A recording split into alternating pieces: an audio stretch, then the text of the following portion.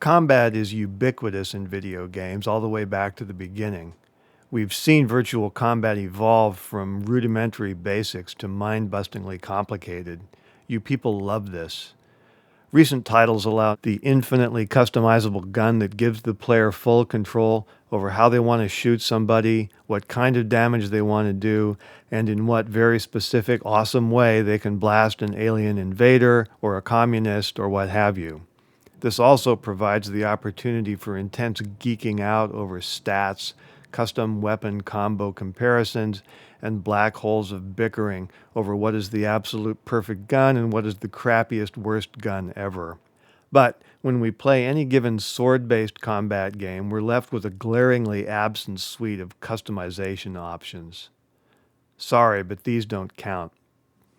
The obsessive attention to real-world detail, so interesting to people who play shooters, has been absent in the sword world, despite the fact that there's a galaxy of real weapon styles and variations just waiting to be incorporated into games. Same story with fighting styles. The diversity of projectile weapons in shooters, combined with realistic simulation of their physics, unfolds a vast catalog of distinct fighting styles for players. A player can hang back and snipe from a remote location on the map with a bolt-action rifle. They can barge into the fray, guns ablazing with a shotgun. They can meticulously advance with a submachine gun. But in sword fighting games, the player is pretty much in jail, limited to a small set of repetitive moves, or else fighting in some kind of magical fantasy land where physics doesn't count anyway. Gamers are active, not passive consumers. They want to hack the pig carcass with their own hands. As Gabe Newell puts it, every 13-year-old kid on Earth wants to see a knight fighting a samurai. No, wants to be a knight fighting a samurai. Our strategy is to give them the tools they need to be that and to do that directly in a hands-on way that's historically credible. How do we make that into a fun game? Guitar Hero with swords. We've been messing around with sparring weapons, low and high tech, for a lot of years. Just take a look at our boneyard of mutant swords, some of them imbued with electronic sensors and even cameras. Some of these are crude, but that's kind of the point. We're ready to step it up. Here's how we're going to do this if you give us the funding we need. Study the books, talk to the experts, pay attention, show respect. These arts are part of the world's cultural patrimony, just as much as symphonies and architecture. Don't study a martial art because you want to make a video game. Make a video game because you care that much about a martial art. We've been doing this for a while. The idea of making a game came along pretty late. If this campaign fails and the game never happens, we'll keep training anyway. Work with original weapons or their equivalents. This means having in-house sword experts. Actually go through the moves, try things out, figure out what works and what doesn't. To absorb as much knowledge as possible about the mechanics of the art, we use video, motion capture, low-tech stuff like pencil and paper, and things that don't have names yet because we invented them.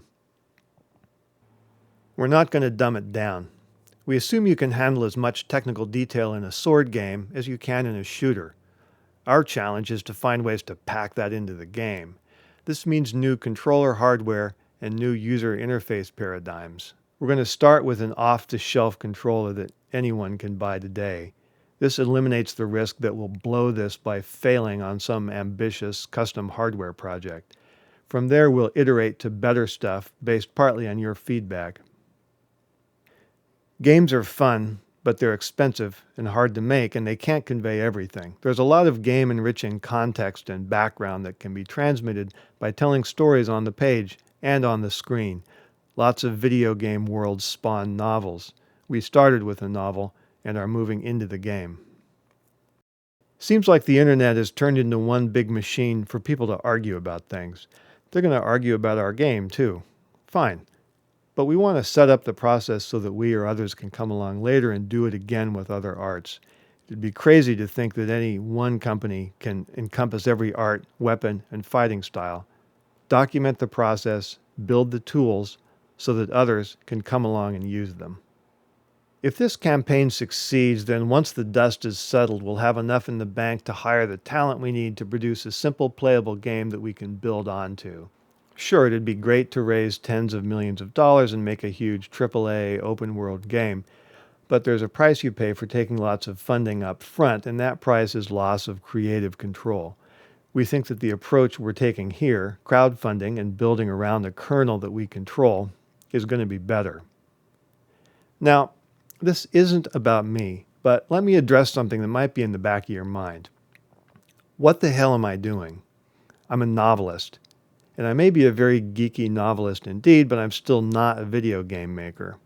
Because I'm nerd famous, I can be a talking head to bring in some money, but my goal is to use that money to hire people who can run it so that I can get back to my primary function in today's global economy, which is sitting on my butt, making things up, and cashing checks.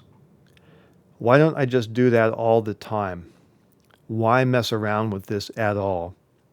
Well, Subutai Corporation is my attempt to figure out what the future of my craft looks like in a world where fiction gets distributed on electronic devices 10 minutes after it's written, where video games, movies, and graphic novels are produced from shared digital assets using a common tool chain, and in which geek culture is fascinated by huge long-running franchises describing the arcs of imaginary worlds spanning thousands of years, where creators can route around the old broken-down funding models and get their production budgets directly via crowdsourcing, which is your cue, by the way.